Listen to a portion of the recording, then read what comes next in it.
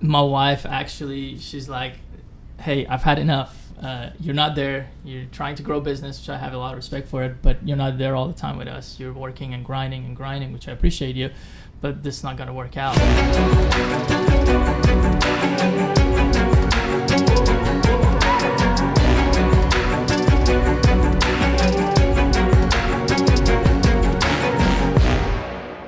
Hey everybody, this is Brandon Dawson. Welcome back to the B. Dawson Show, where you know that we only talk to entrepreneurs, business owners, thought leaders that are out winning in the marketplace. And today I'm sitting here with one of my good friends, Dr. T. Dr. T, introduce yourself.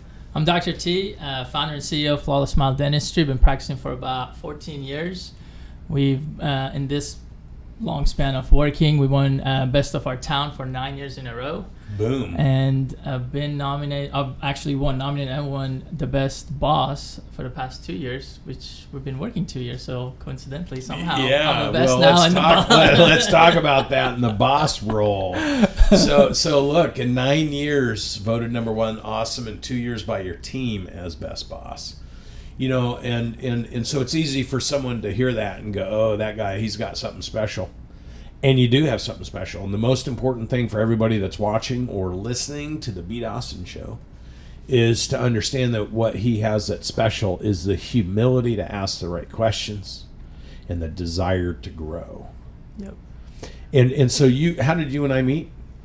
We met first time at one of Grant's events. And then at that event when we talked, we decided that I need to do 10x 360. Originally, actually, we met on Instagram. I don't know if you remember that. We talked a year before that.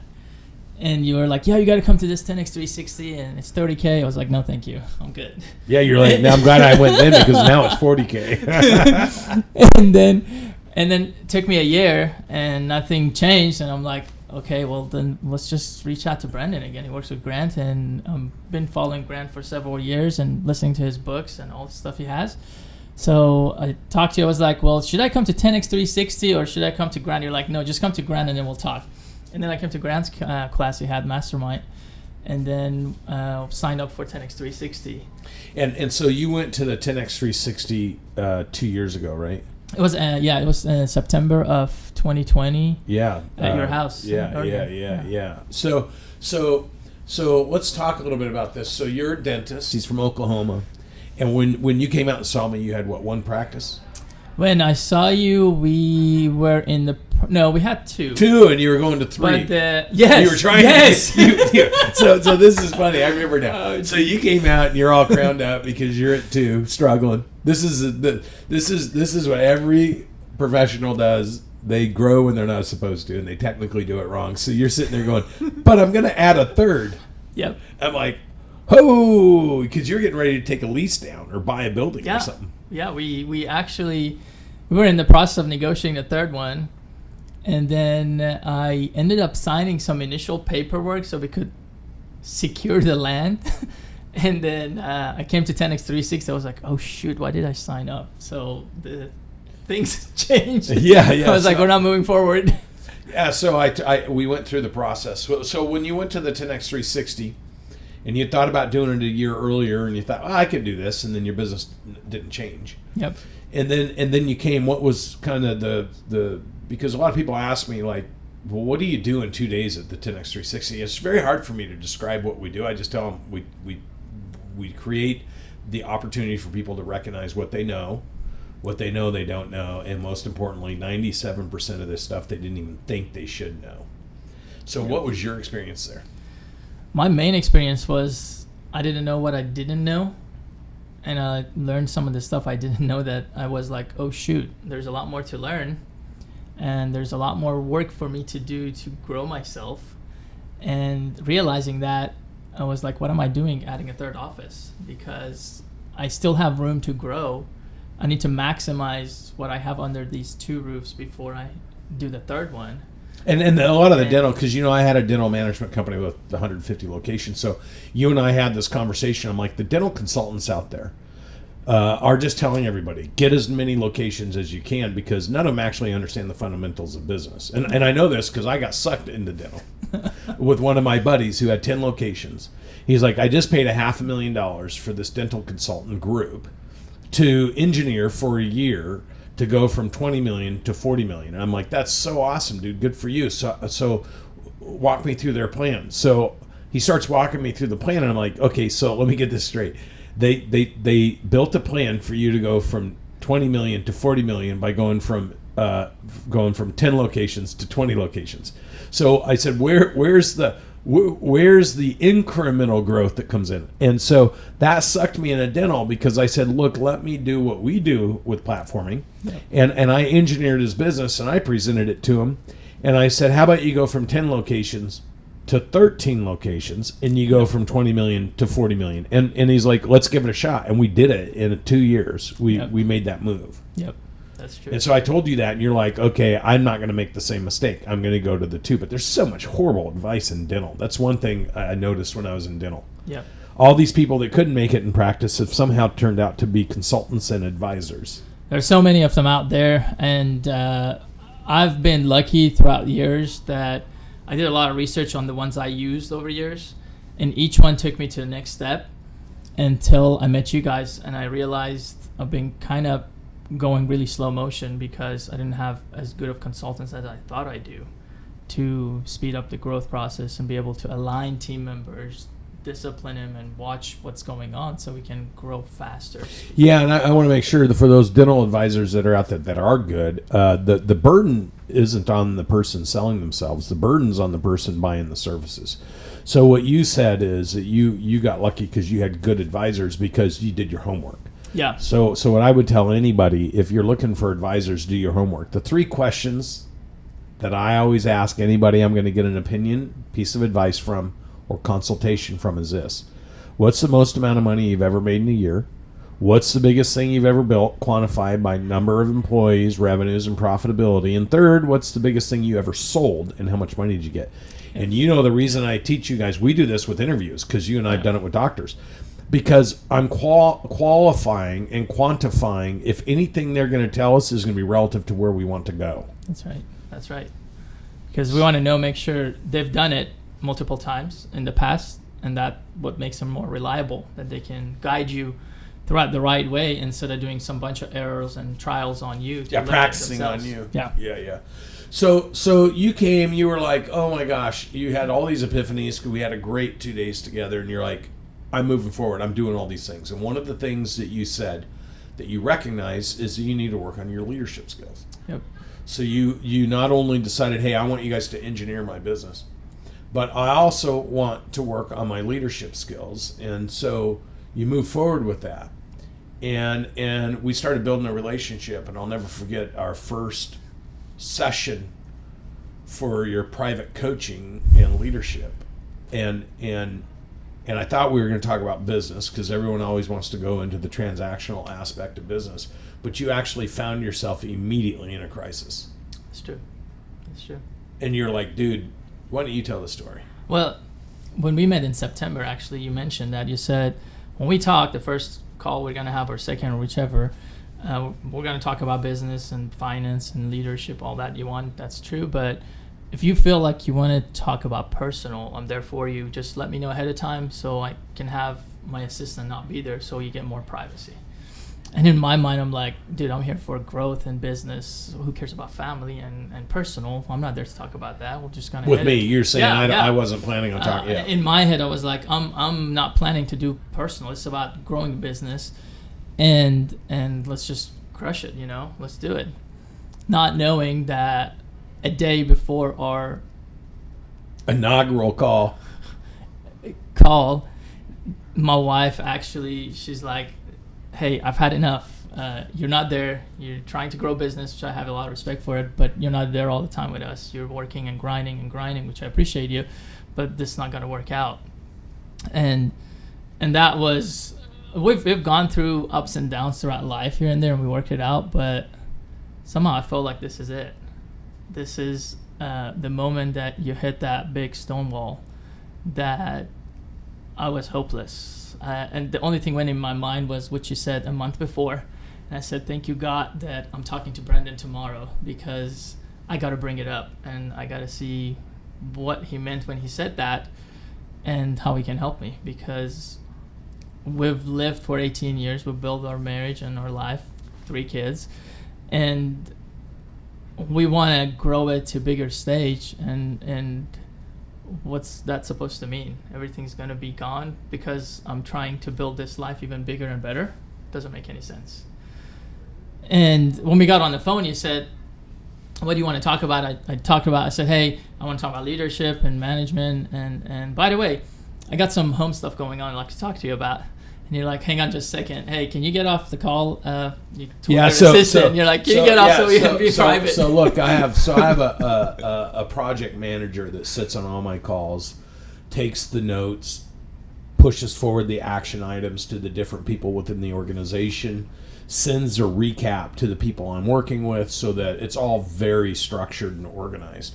And as soon as he said, and I could see it on his face, as soon as he said, I have some personal things I need to talk to you about, one of the things is privacy is very important to the people I work with. So I asked my project manager, hey, do you mind, signing off and just letting me have this call alone with him? And the pain was real. The pain was real.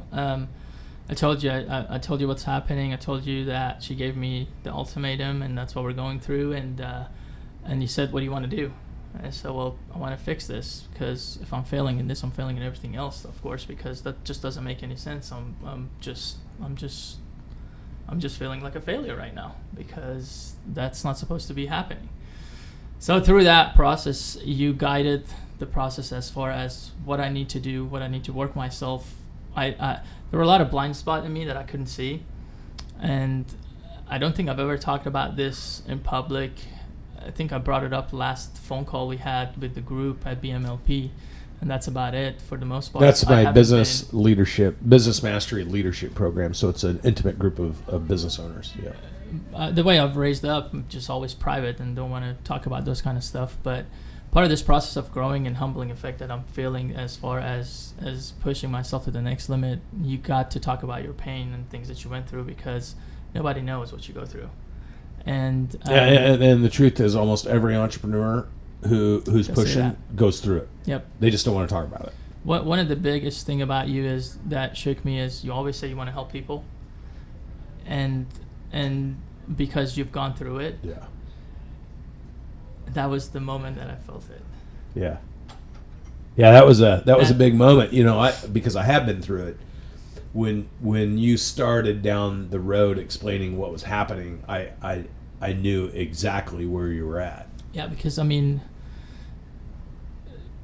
the way you put it together, we got on the call with you and Natalie actually afterwards, and that wasn't even part of any programs that we have with you. No, you just said, we're going to take care of this because this is family. We just got to get you taken care of. Yeah. And that was another mind-blowing. It was like, each call is so much, and then we're just going to add another one just because this just doesn't make any sense. But you're like, dude, we got to get her and Natalie and all 4 of us on the call and just get it done. Yeah, so what he's talking about is look, when you have the right partner, they gotta like, one of the things for those of you that are business owners, and if you're an employee of a business owner who's pushing, you got to understand there's a whole side of being a business owner that most people don't ever get to see. And that's the toll it takes on the family when you're a business owner, on the business owner's family. Because most business owners that are out grinding are under so much immense pressure. They're away from home. They're feeling like they're letting their family down. They're feeling like the business, if it goes under, it's going to devastate the family. So there's all this emotion that happens when you're a business owner and you have a family. And then at home, the family side is they're never there. They're always too busy. They don't care about what's going on at home. And then you got to live with that guilt too, because you know that's there. And then instead of embracing that, people start trying to justify it, and then that creates a lot of friction in the relationship and a lot of stress at home, and that tends to break down the very thing that got you together. Exactly. And you were at that crisis mode, and I'd say emergency is one mode, crisis. No, that's a different level. Is a different level. And with us is a little bit different, in my opinion. Well, I shouldn't say different. Everybody goes through it. We started life together. When we started, we had only like 450 square foot apartment, 1 blanket, 1 pillow. That's how we started the life. And now we got 5,000 square foot house and 3 beautiful kids, nice cars, nice life, everything's beautiful. So we built this life going through all this pain of growth, and we managed it, but not knowing I need to align my personal, professional, and financial all together.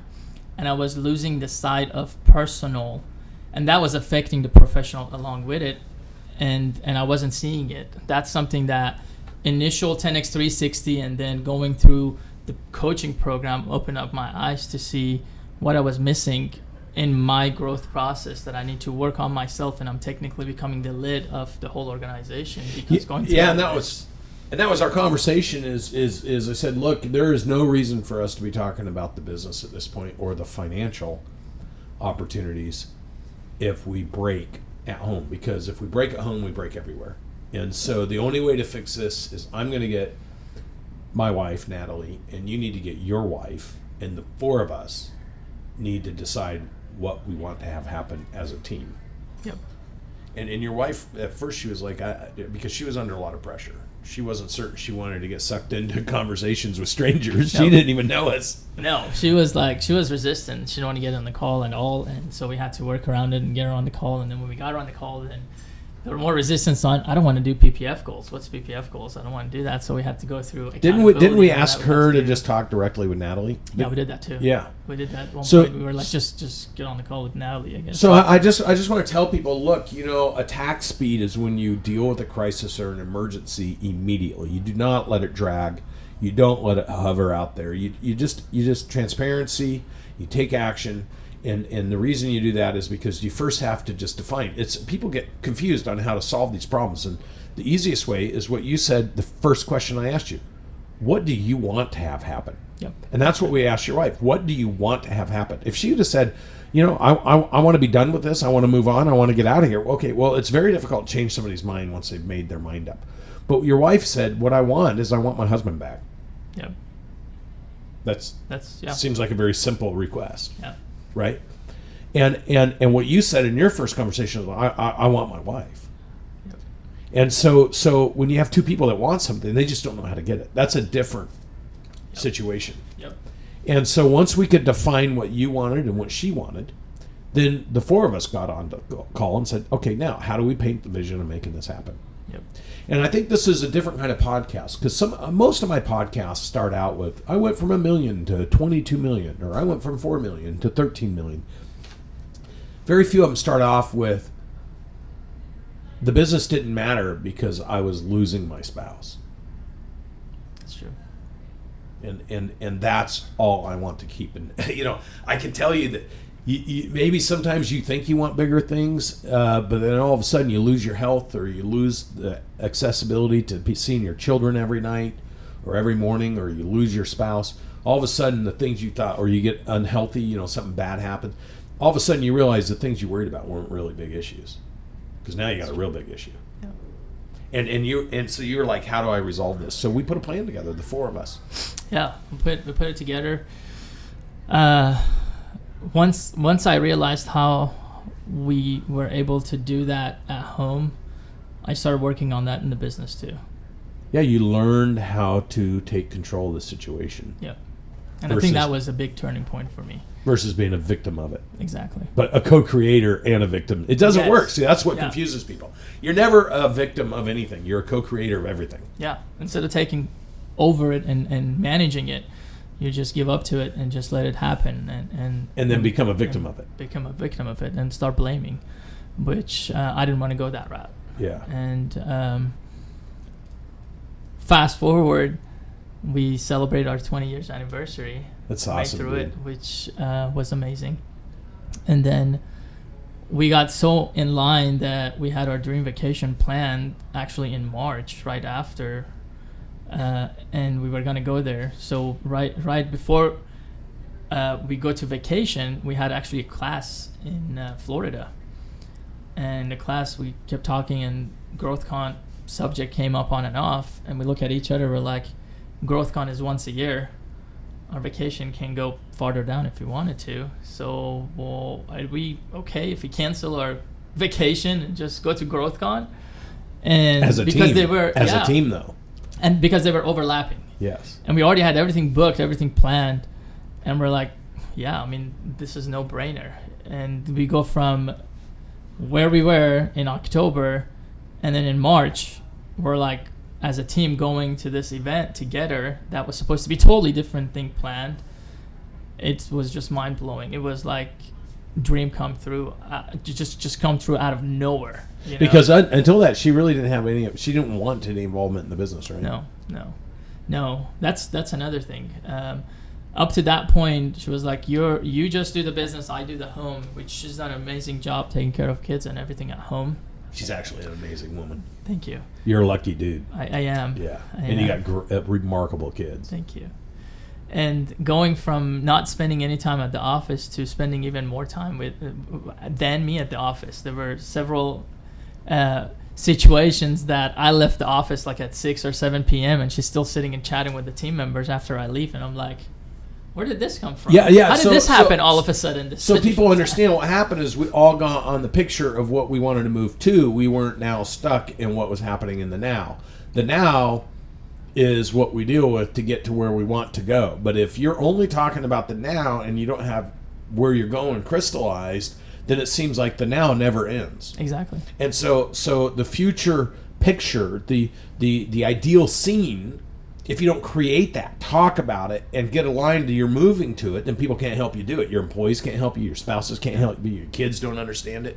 And you have to break it down. It's not just, well, we want to do this much in 10 years and do this. You have to break it down. You have to bring it down to shorter increments sometimes because personalities are different. And she wouldn't be able to see that far in, but she could see next year what's going to happen in the next year and then break it down to these little goals that we're going to achieve together and make it happen. I think that made it more just kind of feel it and then just be like, hey, we're just going to do this down the road and that's what's going to happen.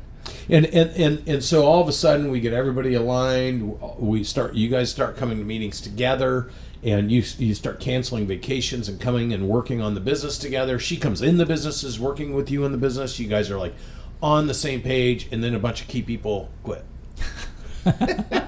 Sucking you back into even more hours and more pain. But instead of you doing it at the office and not coming home, the two of you decided to hunker down and do it together at the office. So we lost in dental ward. You guys know producers, doctors are big producers, and we had 4 total doctors when we met, and going through the process and holding accountable and things like that. The 3 of our doctors were like, okay, this is not the path we want to go through, and we don't want to do that. So losing 3 key high producers, kind of like if you're doing any other business where you're like your salesperson or something, you all of a sudden just cut those off immediately. And now you just made promises of, hey, I'm going to spend more time, I'm going to do this. And you're like, oh, shoot, what's going to happen? Now everything's going to go down. But luckily for us, because we were so in line, losing those producers made 0 change in our business, actually made us grow bigger. And then we found actually because more you were, doctors but the reason for that is, first of all, you had somebody helping you. So emotionally and structurally, all of a sudden, instead of being on an island where you're trying to separate, oh my gosh, either business or home, and then you go home and talk about how bad it is at business, right? Your partner was right there with you. So you guys were on the front lines. You decided to put a plan of attack with us together on how we're going to fix this situation. Started looking at data, started looking at facts, started looking at the details, started building the plans, and then we attacked it. Exactly. And instead of her being on the outside of that bubble, she was intricately involved with that whole process with us. So she was like, I'll take this piece, you take that piece. Yes. And all of a sudden now you're pulling the business as partners versus the business wedging you apart as husband and wife. That's exactly how it was. And how big was the business when you and I met? We're at about 2.0. Yeah, $2 million. Yeah. Thin and wide, I talk about it. 2 locations trying to go to 3, only doing $2 million. That was crazy. And this year, December, we just finished up 3.9. Double. Yeah. And now you got a team. Losing producers in the meantime. Which That's right. if I did have those, or some really good aligned ones, we would easily double or triple on that number. But I'm still married. That's all matters. Yeah, and your family we built with is a new, stronger team Yep. than ever.